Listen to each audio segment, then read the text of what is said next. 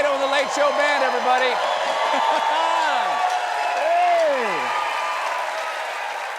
Folks, I spend most of my time right over there selecting the most topical story botanicals according to the instructions set out by François Annibal d'Estrées in 1605, which are then aged by Carthusian monks to create the chartreuse jaune la reine des liqueurs. That is my monologue, but sometimes I get into debt with a carny and have to pay her back by stealing mango rinds from behind a Jamba Juice and stuffing them into a half-eaten jar of Smuckers, which I leave in the sun till it ferments into the hobo aperitif of news. That is my segment. Meanwhile. That's a breath of fresh air. Yeah. That's the supplemental oxygen America needs right here. Yeah, it's a message of hope is what it is, Tom. Meanwhile, the world's first Koala Chlamydia vaccine has been approved.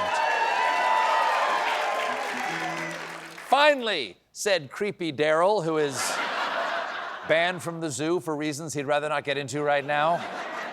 Australian authorities say the vaccine will go a long way to protect the nation's most at-risk koalas, which of course are koala swingers. Hey. Hey. Hey.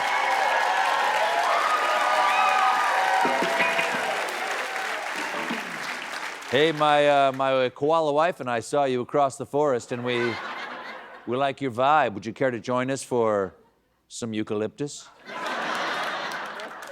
Meanwhile, a new study has found toxic forever chemicals in beer. Apparently, the study found that 95% of the 23 beers tested contain polyfluoroalkyl substances, or PFAS. PFAS, also what you do after testing 23 beers.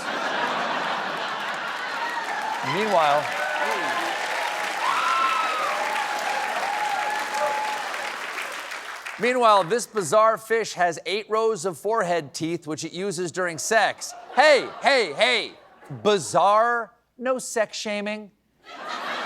Don't attack him because your vanilla sex life is totally devoid of forehead teeth. The teeth are part of an articulated cartilaginous facial appendage called the tenaculum. Tenaculum? I hardly know him. The findings... Harleby. The findings were published last week in the science journal PNAS. Yes, the PNAS, of course, is what you use when you PFAS. Some people. Yeah. Meanwhile,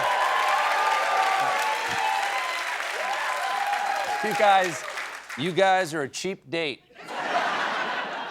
Meanwhile, a brazen wedding crasher ran off with the couple's gift box full of tens of thousands of dollars in money and gifts.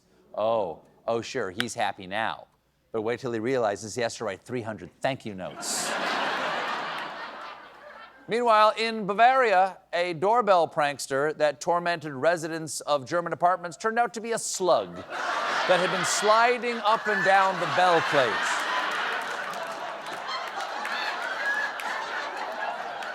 It makes even more sense when you find out that the slug was also a Jehovah's Witness.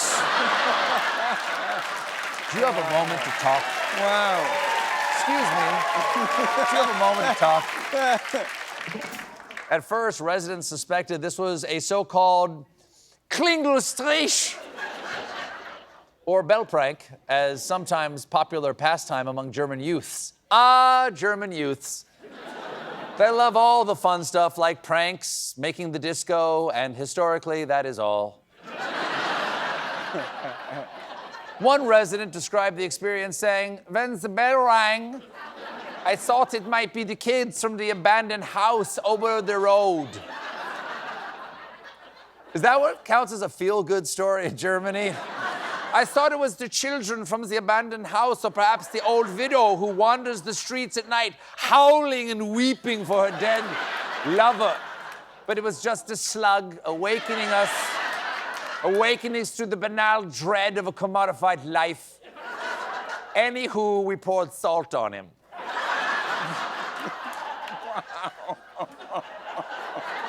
Meanwhile, In Danish toy news, Lego just revealed its most expensive set ever with this $1,000 Star Wars Death Star, a cross-section of the battle station first seen in Star Wars A New Hope. It is easily the most detailed Star Wars set since the release of the less popular Lego Disemboweled Tauntaun.